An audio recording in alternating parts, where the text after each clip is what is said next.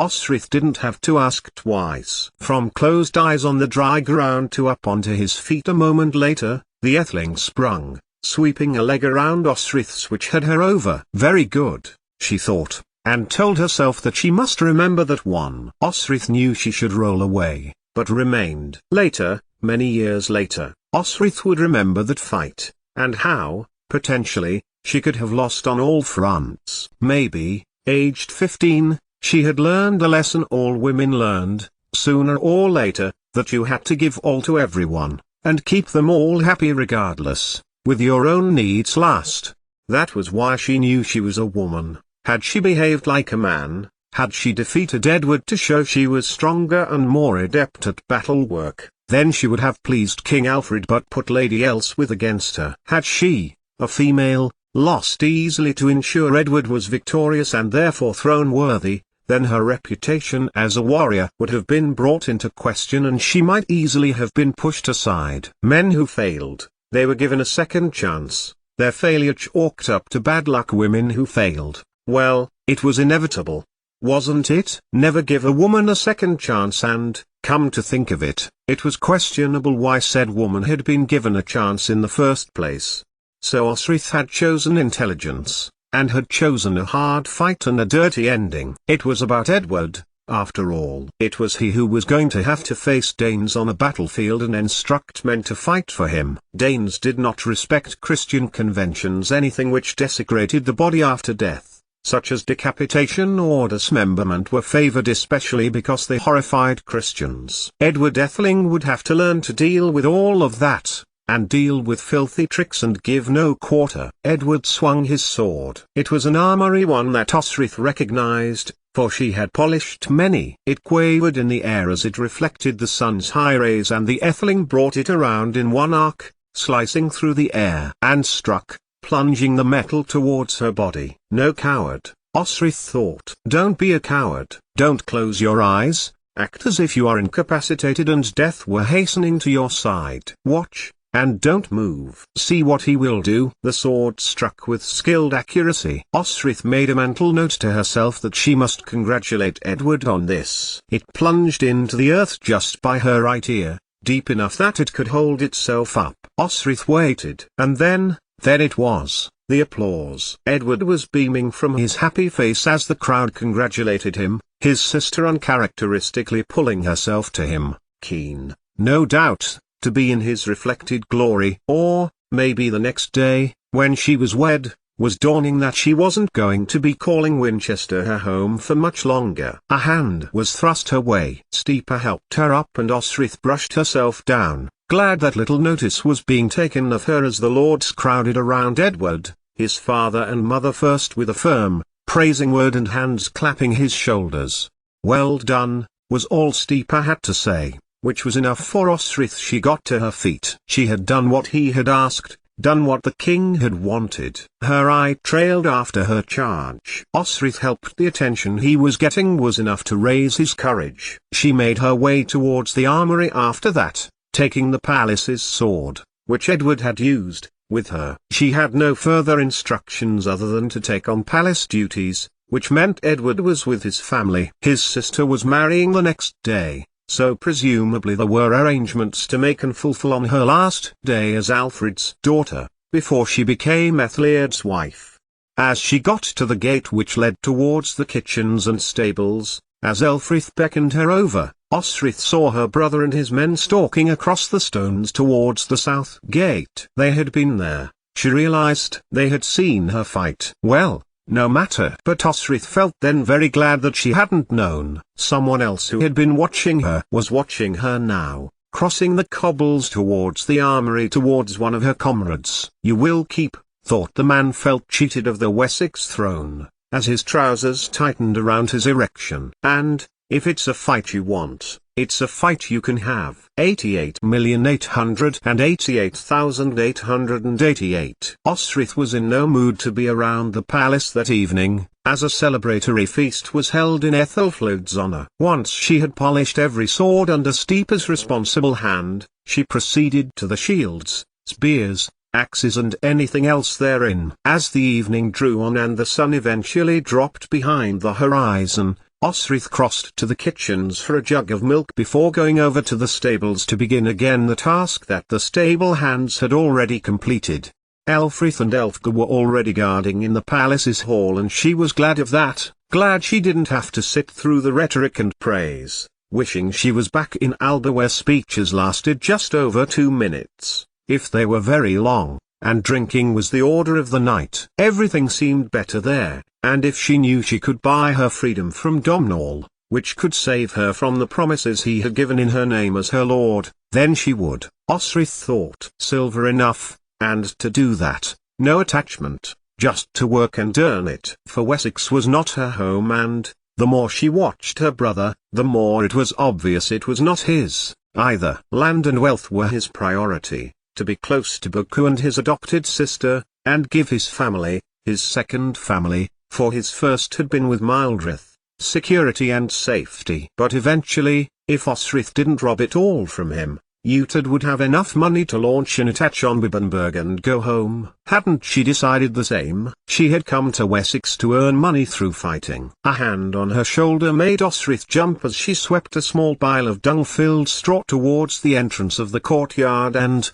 just for a moment, she thought it was Domhnall Ui Neil. Instead, Elfrith, merry-faced and mirthful, was proffering ale and bread. "You have not been to the hall." It was a statement, rather than a question. "Alfred has bidden all servants, all warriors, everyone to sup this night. I would rather drink the piss of these horses and eat their excrement than honor that daughter of his, who would trick her brother cruelly and think nothing of bullying weaker servants who have no power or influence. I have too sore memories of times such as this," she said, vaguely. "It is too much to bear, so I chose to be useful instead." "Is there anywhere in the palace you haven't cleaned?" Elfrith asked, as Osrith took the bread. "If there is, tell me, for when I go to my guard duty for the Atheling, I do not want my memories to come to me." Elfrith sat down in the straw. "My wife made these," he said, as he bit into his own bread. Osrith, on her way to sit next to him, stopped, and looked down at her friend's face. He wasn't joking. "Your wife?" He stopped in his act of sipping from his ale flagon and nodded over its rim. "While you fight to earn silver, and, don't worry, the silver you stole and hid over there." He pointed to the beam of the stables at whose base Osrith had dug her hole to put her brother's wealth. Osrith made to get up, to find it, but Elfrith pulled her back down. "Don't worry. It is still there. I dug it a little deeper for you. Whatever your secrets are, keep them." He sighed deeply, and looked at the floor. "For my part, my debt is being paid in Lord Odda's service." I drank. He glanced down at the flagon, then pushed it to one side of him, letting it go. "Not this watered-down palace stuff, but proper ale, like at the Two Cranes, and I gambled. So, to pay back what I owed, I gave the only thing I had, my time. The Lord Odda was kind enough to let me do so in his service. Otherwise?" Osrith prompted, dropping down next to her, suspecting she knew the answer. "Otherwise," Elfrith repeated, then drew a line with his index finger across his throat. "I owed a great deal, and Alfred's law requires no debtors, or that the person owed the debt is to choose the method of repayment." Ethelwold was about to choose before Odda intervened. "Ethelwold, the king's nephew. And he was about to choose death. He wanted me to repudiate my wife." There was that word again,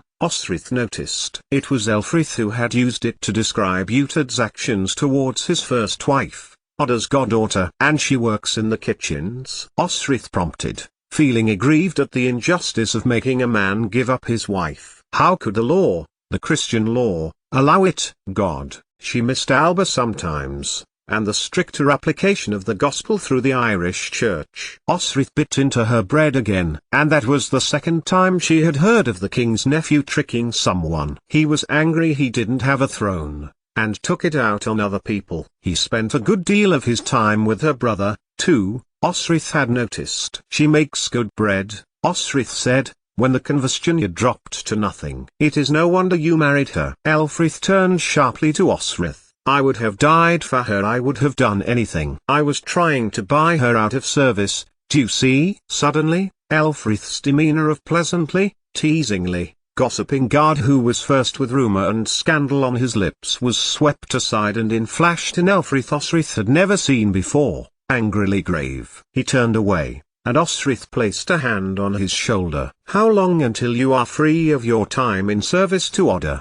she asked, kindly. 17 days, he replied. "Then the 5 years will be up." 5 years, thought Osrith in her own mind. What a time to be made to give up your life for the sake of debt. "And what will you do?" "Jarl and I will go to Mercia," he replied. "We have no desire to remain in Wessex. I am a good guard, and Miral has already said there will be a place for me in the Merson household guard." "And you would leave your home?" Elfrith narrowed his eyes as if she were moon-touched. "In a heartbeat. This land has done me no good. I was Elfrith of Wessex, I will soon be Elfrith of Mercia." After a heartbeat, his eyes narrowed in the dusk light. "And whence does Osrith hail?" "Nowhere that I know," she replied. "I have spent many years in Alba and Irin, but I am from neither of those places." "North, somewhere, although I do not know where." "I am Lackland." "Osrith Lackland, who fought so cunningly this day," Elfrith remarked, pushing a jar of milk towards her. "Jarl milk." "The goat herself," he added. "Cunning? Why so?" "Because you gave the Atheling the fight he needed and you made sure it looked like he won." "Looked like?" Osrith scoffed. "I tried to overreach myself and he took advantage and took the killing stroke. If I had been a Dane then I would have been skewered right through." Elfrith narrowed his eyes still further. "Both you and I know this is not true. Most of the people who watched know this is not true. But, if you will deceive yourself." His voice trailed off to nothing, and he gripped his flagon. "If it had been a throat, its owner would now have been choking to death." "And you lost to Ethelwold?" she murmured, as Elfrith watched the sky fill with stars from the door of the stable. "I was stupid enough to lose to the most dangerous man in Wessex," Elfrith murmured, then belched. "Most dangerous? He fears nothing." Elfrith bit back. "He wants nothing more than the throne of Wessex. Beyond that, he has no immediate family, no one he truly cares for, no one who truly cares for him. The most dangerous men in the world are those who have nothing to lose. And because they have nothing to lose, they have nothing to fear, and men become little more than playthings to them." He leaned towards her for a moment. "Those who lack a land to love are a little like that, too." They said nothing more, simply sat beyond the horses as they stamped and sniffed in their equestrian slumber, as torches were lit and put out, as guards changed and people went between the hall and the kitchens. At length, Elfrith left Osrith, who then returned to the Etheling's room. She was pleased to see that Edward was asleep, and relieved one of Steepa's men, who had been assigned guard duty to the boy. But Edward was not asleep, and when she closed the door behind her and made to settle under her blanket behind the door, Edward called her over to him. "It's going to be such a brilliant day tomorrow," he enthused, pleased with the grandness of the wedding and its arrangements. "No doubt there will be Father Booker, there will be a speech, and my sister in her gown, and the Mersons all stood around in their finery." When Osrith said nothing, he drew back his covers and sat on his bed, head in his hands. Osrith sat down beside him and he turned his face to her. "Is it because I beat you this morning?" "Is what because you beat me this morning?" Osrith repeated, at a loss. "Why you were not at the feast this evening?" "I was cleaning the armory, and then the horses," Osrith reiterated. "It's what happens when you lose to the Atheling and show up your commanding officer." Technically, Miral, not Steepa, was her commander, and neither of them had made her clean anything. She turned a smiling face to the boy. "You fought well, very well, Edward," she added, and he beamed. "But, you will need to do a lot more practice. You will one day be strong enough to beat me with force alone, but that day needs to be soon. Your father is about to lose one of his children tomorrow, and he does not want you to be defeated by me in the next few months. You also need to use guile." "I wouldn't have beaten you if you had let me," he said, his happy mood fading. "Today, you beat me." That was what the people watching saw. "But your father would have known. I am a woman, as you know." "You need to be good enough to defeat a woman, soon." Osrith put her hand out onto his arm, consolingly. "One day you will learn more than I can ever teach you and will be able to beat me with ease. But you must practice, much more than you do, and learn all you can. You will never know how the Norse fight, how the Danes fight, unless you practice and perfect every single part of your repertoire. And even then, you will not know what they are like until you face them. Is that what you did? Edward's face was open and receptive, wanting a story, needing to hear something to calm his mind. But instead, against her better instincts, Osrith told him about the moment she had put on Constantine's armor and fought beside her lord.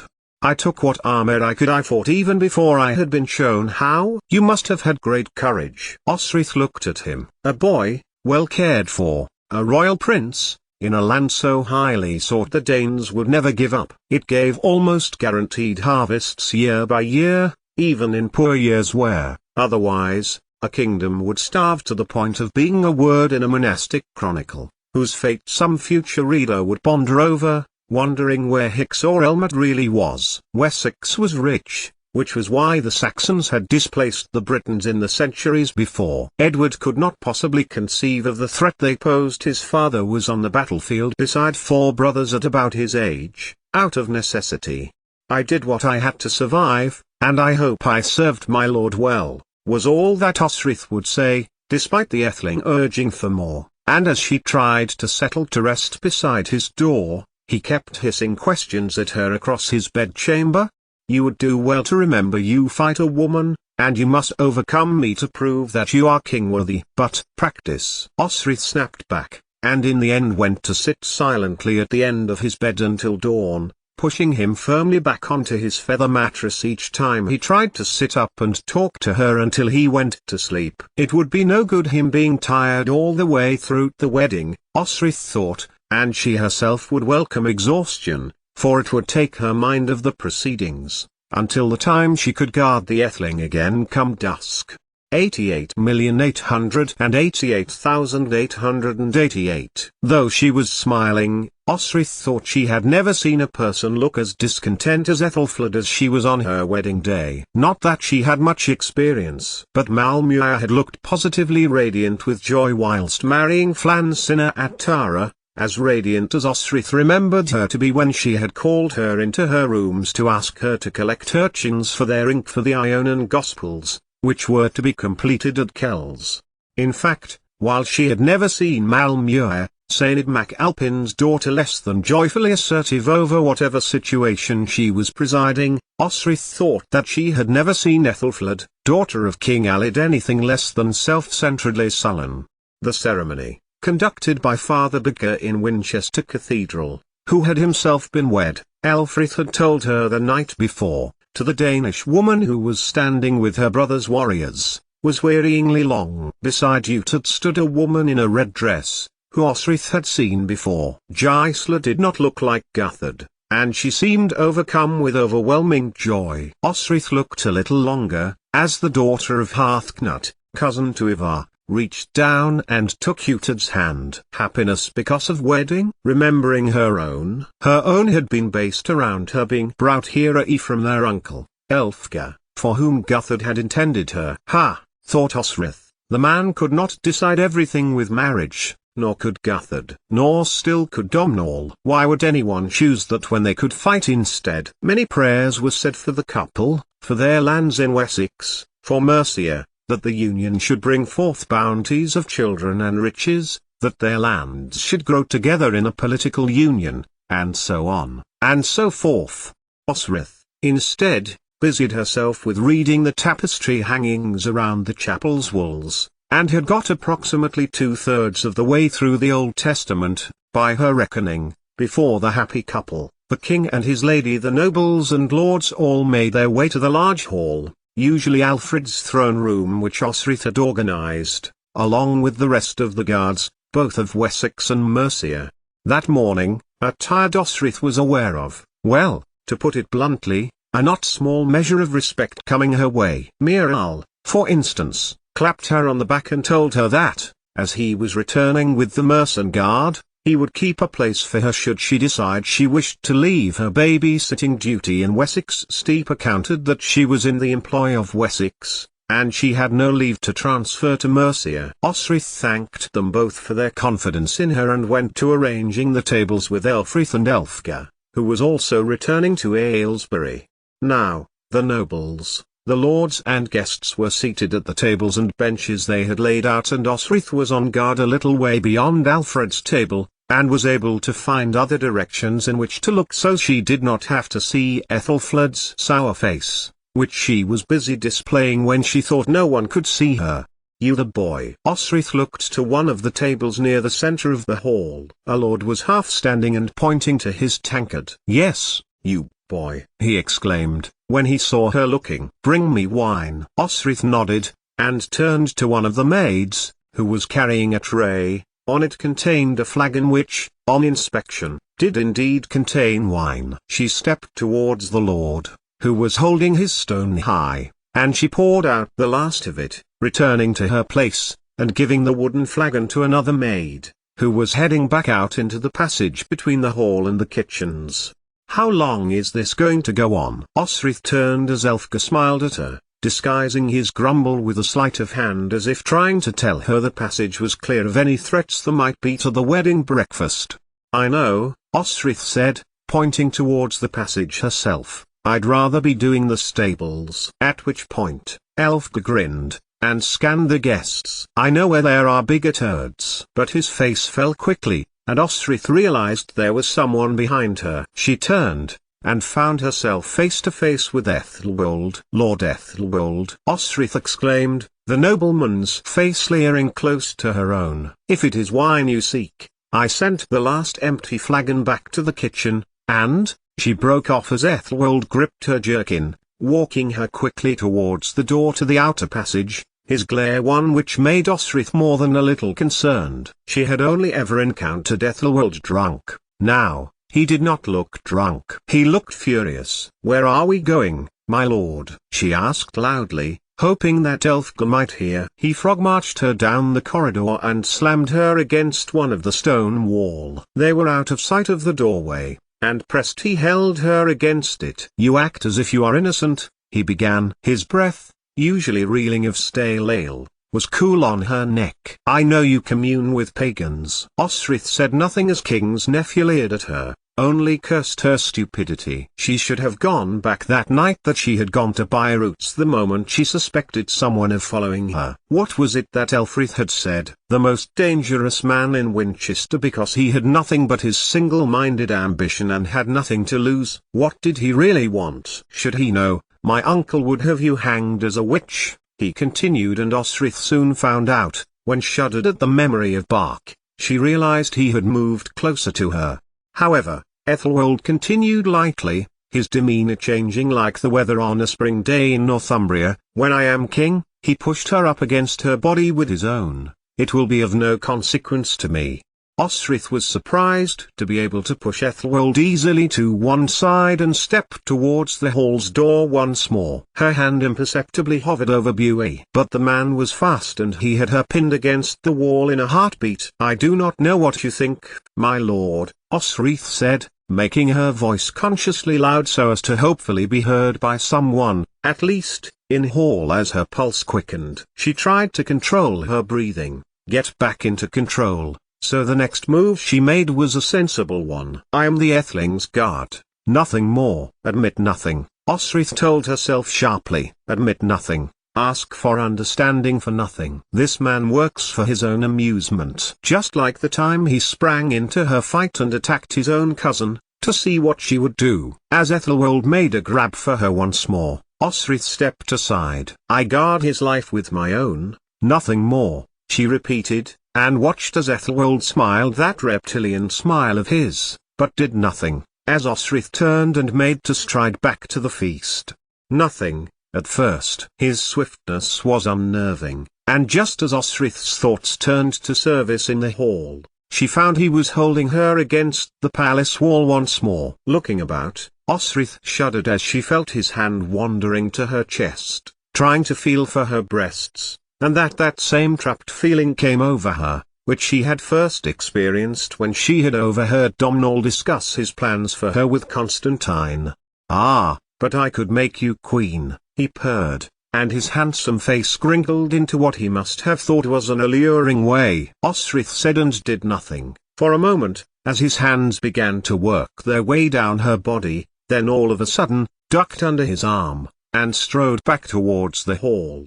She was aware of heavy footsteps behind her, and she took her place opposite the Lord's table, scanning for wine to bring, food to offer, anything that would give her opportunity to be visible, to be useful. Her heart was beat on fast. Osrith knew she could not have attacked Ethelwold in broad daylight. He was royalty after all, and she could get in trouble for it. Yet, Alfred had found out about the silver, and his nephew would undoubtedly go to his uncle and claim she had attacked him. Perhaps even so. He was dangerous, and Osrith would now have to make sure she did nothing to anger him, nothing to provoke him, do nothing that could even be interpreted as a slight towards him.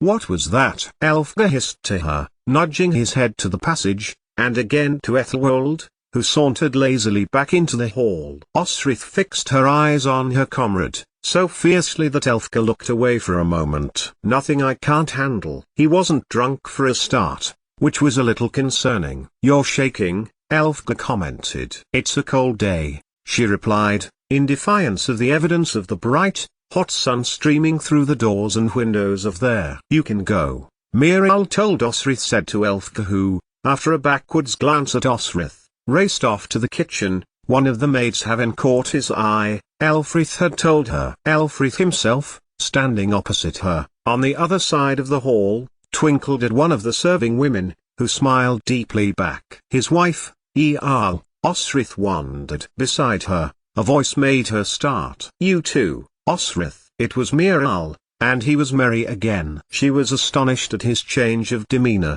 What being in the wrong place for the wrong circumstances could do to the manner of a man. Otto would soon be losing 2 of his guards. But, the kind-hearted lord would soon have more. Hayard and Godwin were shaping up well, and would soon be valued members of the guard. Instead of heading to the kitchens, Osrith made her way slowly out through the palace gardens. It was the hot summer air making it difficult for her to breathe.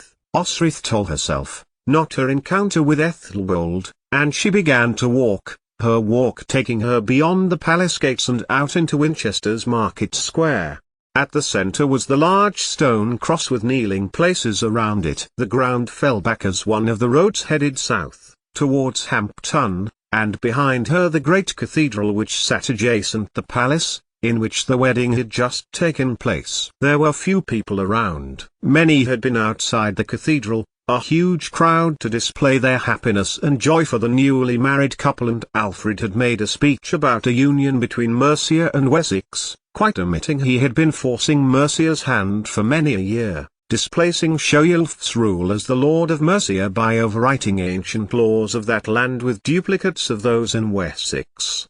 If there was going to be an alliance, it needed to be equitable between those lands. This did not please many in Mercia, but they had more pressing concerns, namely the Northmen on the border of the Humber and across east, through the Pennines and to the Wirral. They incurred, and Alfred sent men. There was rumor that even the Mercian record, that centuries-old book containing the history of the kingdom, had come south and was in Alfred's library. It had not been seen in 10 years. The Northmen were a blessing to Alfred's expansionist plans into the rich lands of Mercia, as well as a curse. Yet, by the look on Ethelred's face that day, Ethelwold was not the only one who coveted the crown of Wessex, and while Alfred might have thought he had gained Mercia by stealth, some, including the Lord of Mercia, may think entirely the other way round.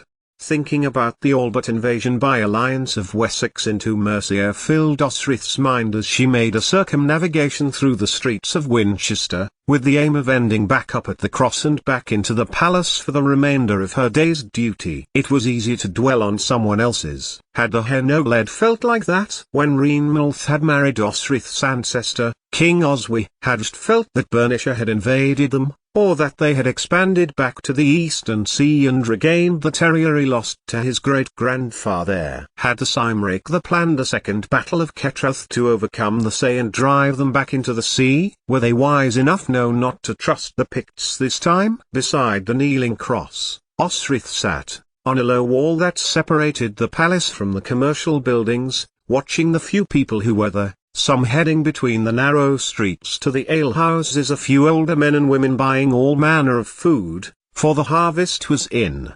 Beside the western entrance of the palace, Osrith noticed a group of warriors sitting together. One of them seemed to be lounging, another standing beside him. As she watched, it was like a different world unfolding to her, like the days she had spent on the Bibbenberg moorland above her fortress home. Nothing much seemed to be happening between the blades of grass, but the more still you were, the more the tiny kingdom of insect opened up, and she would be looking at a life land all of its own.